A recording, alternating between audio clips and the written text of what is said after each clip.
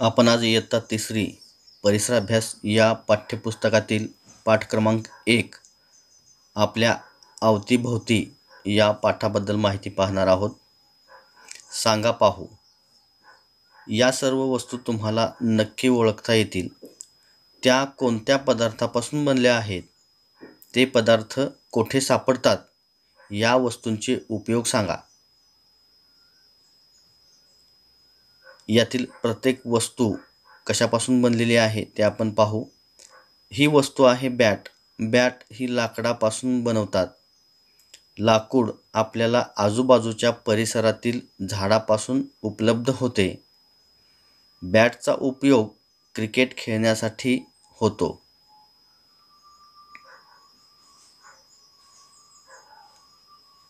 त्याच्या पुढचं चित्र आपण पाहू.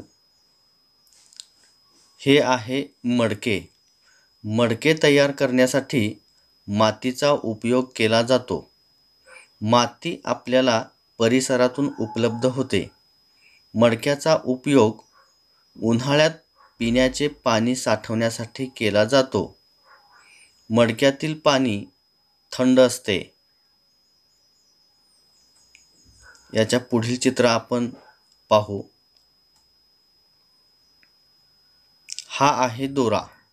दोरा कापसापासून तयार केला जातो. कापूस हा कापसाच्या झाडापासून उपलब्ध होतो. दोऱ्याचा उपयोग कपडे शिवण्यासाठी तसेच नवीन कापड तयार करण्यासाठी केला जातो.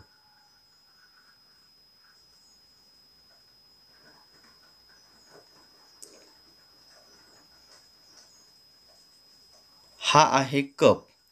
कप बनवण्यासाठी चिनी मातीचा वापर केला जातो. कपाचा उपयोग चहा, कॉफी, दूध इत्यादी पदार्थ पिण्यासाठी केला जातो.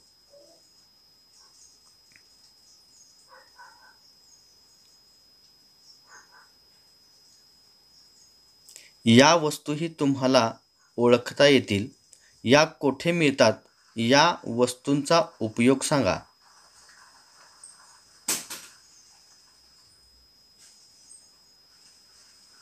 या केळी आहेत. केळी खाल्ल्याने रोगप्रतिकारक शक्ती वाढते, शरीराला ऊर्जा मिळते, पचनक्रिया चांगली राहते, तणाव कमी होतो आणि तोंडाची फोडे दूर होतात.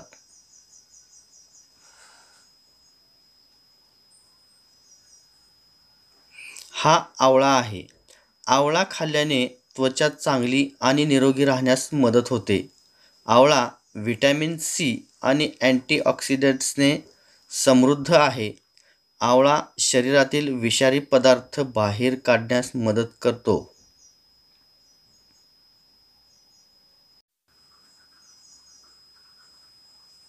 मका हे आपल्या आहारात जनावरांसाठी चारा, पशुखाद्य आणि औषधी क्षेत्रात बहुउपयोगी आहे. याच्यात व्यापारीदृष्ट्या महत्त्वाची रसायने आहेत. मक्यापासून मक्याचा चिवडा तयार केला जातो.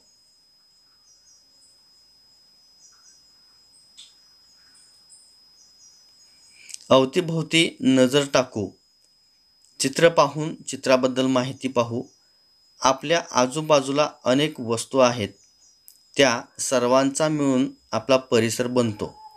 त्यात माती, दगड, धोंडे आहेत. नद्या, नाले, तळी आहेत.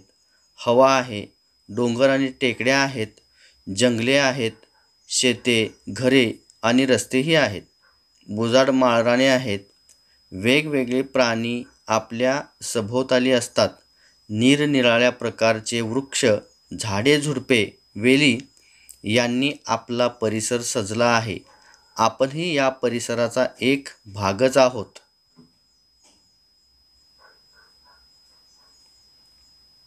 चिमणी आणि रस्त्यावर पडलेला दगड. आता आपण आपल्या परिसरातील एक दगड आणि एक चिमणी यांची तुलना करू. दगड जिथे आहे तिथेच पडून राहील. त्याला कोणी उचलून हलवले तरच त्याची जागा बदलेल. दगड जेवत नाही, त्यामुळे दगडाची वाढही होत नाही.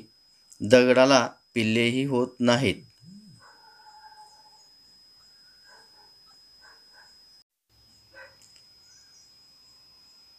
त्याच्यानंतर आहे चिमणी. चिमणीचे तसे नाही.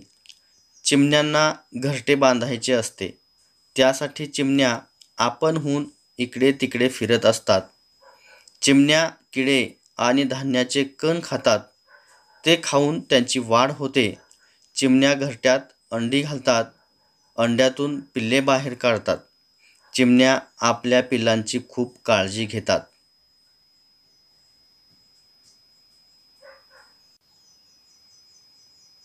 चिमणी आणि दगड यांच्यात हे फरक का दिसतात? चिमणी सजीव आहे तर दगड निर्जीव आहे.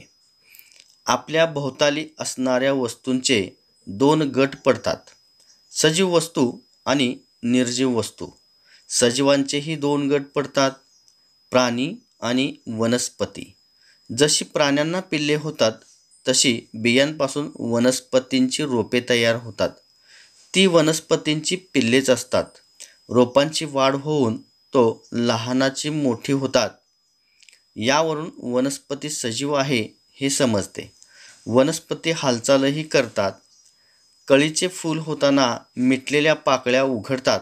पण वनस्पतींमधील सगळ्याच हालचाली इतक्या सहज लक्षात येत नाहीत. रोपांनाही अन्नाची गरज असते. वनस्पती प्राण्यांप्रमाणे इकडून तिकडे मात्र जाऊ शकत नाहीत. मुळांच्या आधारे वनस्पती एकाच ठिकाणी जखडलेल्या असतात. वनस्पती आणि प्राणी यांच्यात हा मोठा फरक आहे. सांगा पाहू, चित्रातील वस्तू सजीव आहेत की निर्जीव ते सांगा. सजीव असेल तर ती वस्तू वनस्पती आहे की प्राणी ते सांगा. या ठिकाणी वडाचे झाड आहे. वडाचे झाड सजीव आहे आणि ती वनस्पती आहे. पुढचं चित्र आहे ससा. ससा हा प्राणी आहे, सजीव आहे. बेडूक. बेडूक हा प्राणी आहे, सजीव आहे. गॅस सिलेंडर निर्जीव आहे. ग्लास निर्जीव आहे. फुलाचे झाड सजीव आहे आणि ती वनस्पती आहे. कढई निर्जीव आहे. नारळाचे झाड सजीव आहे, ते वनस्पती आहे. जरा डोके चालवा. आगगाडीचे इंजिन इकडून तिकडे ये-जा करत असते. मग ते सजीव आहे की निर्जीव? आगगाडीचे इंजिन इकडून तिकडे ये-जा करत असले तरी ते इंजिन निर्जीव आहे. सजीव झाडाच्या लाकडापासून खुर्ची तयार केली, मग ती सजीव आहे की निर्जीव? सजीव झाडाच्या लाकडापासून खुर्ची तयार केली तर ती खुर्ची निर्जीव आहे.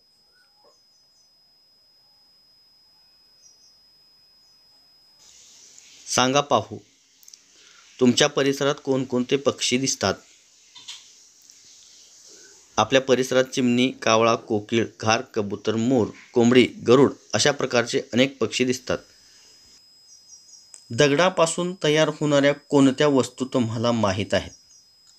दगडापासून घरे बांधली जातात. रस्त्यासाठी खडी, मंदिरे, मंदिरातील मूर्ती, उखळ अशा प्रकारच्या अनेक वस्तू दगडापासून बनवल्या जातात.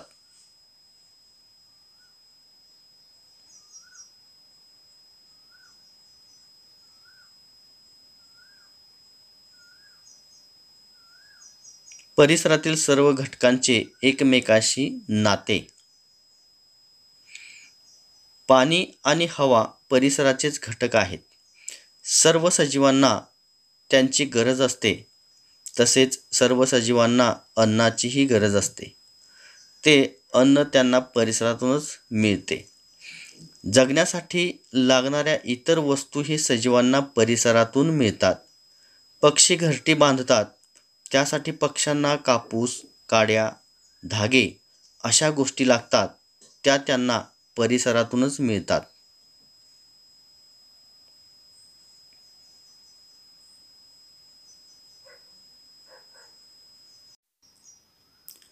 माणूस तर परिसरातून कितीतरी वस्तू मिळवत असतो. कापूस, लोकर, रेशीम या वस्तू परिसरातूनच मिळतात. यापासून आपण कापड विणतो.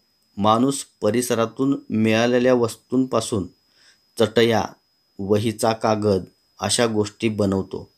घर बांधण्यासाठी माती, दगड आणि लाकूड माणसाला परिसरातूनच मिळते. काही वनस्पतींच्या बिया वाऱ्यामुळे विखुरल्या जातात. त्यामुळे वेगळ्या ठिकाणी वनस्पतींची नवीन रोपे तयार होतात. म्हणजेच वनस्पतींनाही परिसरातून मदत मिळते. सजीव परिसरातून ज्या वस्तू घेतात त्याचा परिसरावर काय परिणाम होत असेल? मेलेल्या प्राण्यांचे मांस गिधाडे, कोल्हे यांसारखे प्राणी खातात. पोट भरता भरता परिसर स्वच्छ करतात. मेलेल्या प्राण्यांचे उरलेले भाग कुजतात, ते मातीत मिसळतात.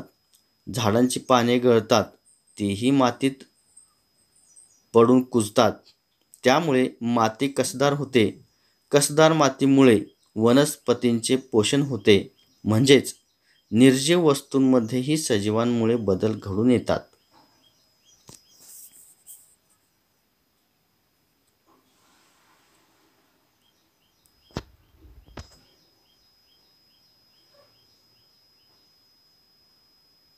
माहित आहे का तुम्हाला, मेंढीसारखा केसाळ प्राणी झुडपांची पाने खातो. त्यावेळी मेंढीच्या केसात काही वनस्पतींच्या बिया अडकतात. ती मेंढी दुसऱ्या ठिकाणी गेल्यावर बिया तिथे पडतात. त्यामुळे वेगळ्या ठिकाणी वनस्पतींची नवीन रोपे तयार व्हायला मदत होते. म्हणजे प्राणी आणि वनस्पती एकमेकांना मदत करतात.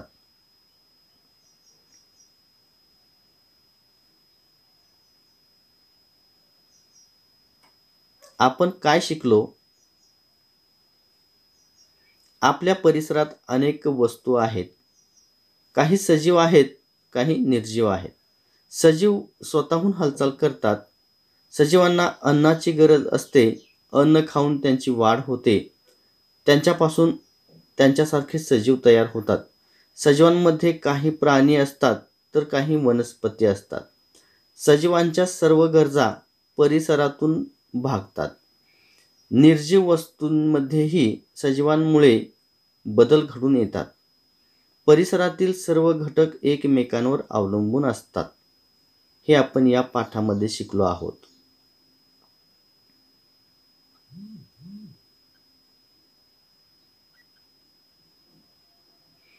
हे नेहमी लक्षात ठेवा. परिसरातून मिळणाऱ्या वस्तूंमुळेच सर्व सजीवांच्या गरजा भागतात. अशा वस्तू वाया जाऊ देऊ नयेत. परिसराची हानी आपल्या हातून होऊ नये याची काळजी आपण घेतली पाहिजे.